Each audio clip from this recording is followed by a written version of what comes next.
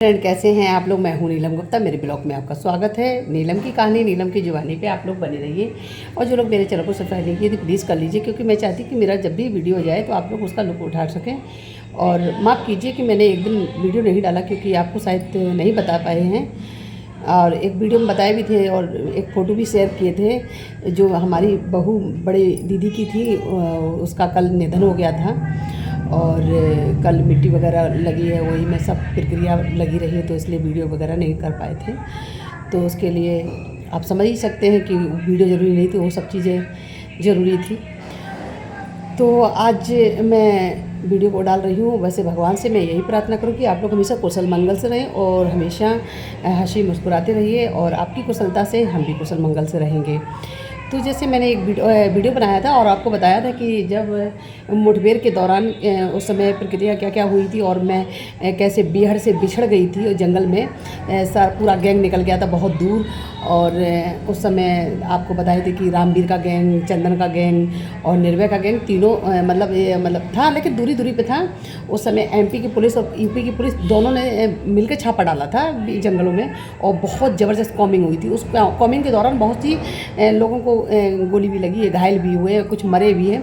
तो ये सब चीज़ें हम आपको बता सके हैं वीडियो में, लेकिन हम आपको बता रहे थे कहानी जहाँ से जब पूरा मतलब सारे लोग चले गए, और सोचकर कि उस समय मतलब इतनी भागा दौड़ी थी, लोगों को नहीं समझ में आया कि कोई पीछे है कि कोई आगे। और मैं ये सोच कर रही कि श्याम शायद पीछे है, तो मैं श्याम के साथ निकल जाऊंगी। और उसी धोखे में मैं इतनी बड़ी चोट खा गई। तो आपको पता है, बताया है कि जो सेई का बटार थी, मैं उसी के अंदर घुस गई थी। और मतलब काफ़ी आधा किलोमीटर अंदर तक घुसी चली गई सीधे सीधे। और सांस तक मुझे इतनी घबराहट हो रही थी उस समय, और दुबली पतली थी मैं। और उसके बाद मैं जब धीरे धीरे पीछे से फिर सड़क के आई हूँ, तो मैं देख रही थी कि और पुलिस भगती हुई जा रही है, भगती हुई जा रही है। मैं और क्या आपको वो सीन मतलब बताएं तो कैसे बताएं। उस समय की फीलिंग जो थी ना, मुझे तो ये लग रहा था कि अब पकड़े गए शायद, अब मारे गए, अब पकड़े गए, अब मारे गए, मतलब यही अफरा तफरी मतलब लग रहा था। लेकिन कहते नहीं हैं, अपनी हिम्मत न हारो तो भगवान भी साथ देता है। ये तो आप सुने ही है ना, अगर हिम्मत सच्ची है, लगन अच्छी है ना, तो उस चीज़ की ना ऊपर वाला भी साथ देता है।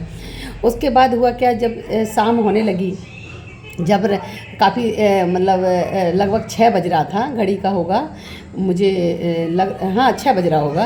और जब 6 बजे उस समय जब अंधेरा होने लगता है, उस समय पुलिस जितनी भी होती है तो जंगल से बाहर निकल जाती है, क्योंकि उनको पता है कि रात में अगर ये लोग समय और गली और बिहड़ में भटक गए ना कहीं बदमाशों को हाथ न चढ़ जाएं। उस समय रात में जंगल में सबसे बड़ा शेर अगर कोई होता तो वो बदमाश ही होते हैं, कोई और नहीं होता है। तो पुलिस उस समय निकलने लगी थी, बाहर छटौनी होने लगी थी। और उसके बाद जब मैंने देखा कि पुलिस काफ़ी दूर निकल गई है बिहड़ से, एकदम बिहड़ खाली हो गया, तो मैं धीरे धीरे करके निकली। जब निकलने के बाद निकल के आई हूँ, तो देखा दूर दूर तक मुझे तो कुछ दिखाई नहीं पड़ा, खाली बिहड़ और जंगल और पानी और झरना के अलावा। तो ये समझ लीजिए उस समय मेरी स्थिति ये थी कि मैं अब करूँ तो क्या करूँ।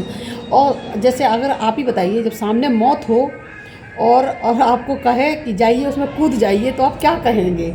पीछे जाना ठीक नहीं था, चिल्लाना भी ठीक नहीं था, किसी से हेल्प नहीं मांग सकते थे, क्योंकि चिल्लाते तो पुलिस ज़्यादा दूर नहीं गई होगी, हो सकता आस ही पास में हो कहीं, उनके फिर हत्थे न चढ़ जाएं। इसलिए ये सब चीज़ें मैंने बहुत ही रखी और फिर अपने मन को बहुत समझाया। उसके बाद जो बिहड़ में जो झरना टाइप का बहता है, उसके किनारे गई, तो मैंने पहले पानी पिया। और पानी पीने के बाद मैं देख रही हूँ जंगल में, आपको यकीन माने, अब ये तो नहीं कहेंगे आपने शायद भेड़ा जो मतलब कभी कभी आपने देखा कुत्ते को गांव से उठा ले जाते हैं, बच्चों को भी उठा ले जाते हैं, वो उस समय बहुत ज़्यादा थी, उस बिहड़ में बहुत ज़्यादा थे।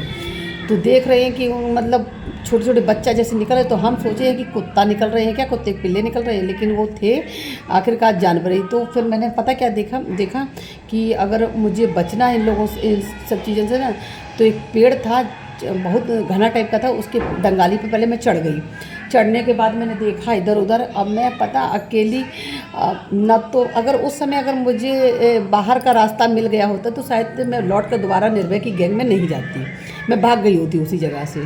लेकिन स्थिति ये थी कि बीहड़ में इतनी भूल भुलैया रास्ता है, बीच जंगल में निकलना मान लो मौत को दावत देना जैसा बराबर था। अब मेरे समझ में कुछ नहीं आ रहा कि मैं करूं तो करूं क्या, पूरा बीहड़ कहाँ, जंगल कहाँ और लोग कहाँ गए हैं, और उस बीच में मैं अकेली कैसे भटक रही हूँ, समझे। अब आपको बताएं, जब मैं रात में, एक तो मेरे पास टॉर्च भी नहीं थी आपको बताएं, और मोबाइल तो चलता ही नहीं था उस समय, टॉर्च भी नहीं रहे मेरे पास, केवल राइफ़ल थी और कारतूस थे, बस इतनी थी। तो लेकिन फिर मैंने हिम्मत करके राइफ़ल को हाथ में लिए थे और लोड कर रखे थे कि अगर कुछ होता है तो अपनी जान बचाने के लिए अच्छा मुझे कुछ भी करना पड़े। फिर मैं जब पेड़ पर चढ़ के देखी, मतलब लोकेशन देख रही थी कि कहीं दूर दूर तक किसी की आवाज़ सुने, या कोई मतलब गांव के कुछ लोग नहीं भैंस बकरी चराने आए शायद वही दिख जाएं। लेकिन ऐसे धीरे धीरे रात बीतती गई, ऐसा बज गया 8 रात में। अब जंगल तो एकदम रात में अंधेरा, तो आप समझ ही सकते, कोई घर मकान तो है नहीं, जो लाइटें तो है नहीं वहाँ पर, और जंगल में तो चौगिद्दी पेड़ पौधे ही रहते हैं। अब पेड़ पौधों में तो रोशनी जाना नहीं है, तो पूरा टोटल अंधेरा दिख रहा था।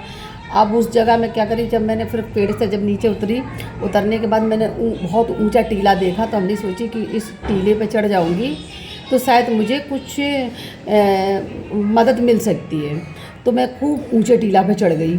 चढ़ तो गई, चढ़ने से पहले मेरे साथ जो जो हुआ है वो भगवान ही मालिक है। जब मैं गई अंधेरा था ही, दिखाई नहीं रहा था कुछ कि कहाँ रास्ता है, कैसे चढ़ूँ इसमें। और कांटे तो आप जानते ही जंगल में कितने भयंकर कांटे होते हैं। आपको बताऊँ, एक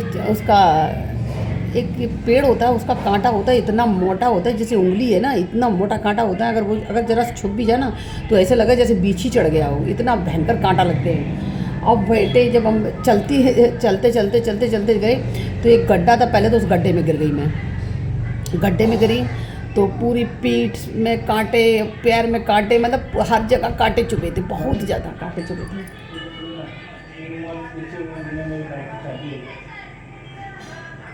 चलिए आप जाइए, हम आ रहे हैं। ओके आप जाइए, मैं आ रही हूँ। तो ये सब चीज़ें चल रही थी मेरी ज़िंदगी में, बहुत उथल पुथल हो रहा था। तो आगे भी वीडियो बताएंगे कि मैं उस पहाड़ तक कैसे चढ़ी हूँ और कैसे पहुँची हूँ, आपको मैं सब लाइव बताऊँगी। और तक अपना प्यार हमेशा बनाए रखिए। थोड़ा आज बहुत दिमाग टेंशन में भी है, क्योंकि मेरी बहू का कल ही निधन हुआ है, और मैं हालांकि घर आ गई हूँ, तब मैंने वीडियो शूट करके डाल दिया, क्योंकि मुझे लग रहा था कि आप लोग मेरे वीडियो का इंतज़ार कर रहे होंगे। तो अपना प्यार इसमें हमेशा बनाए रखिए। अगले वीडियो में फिर मिलते हैं, बाय।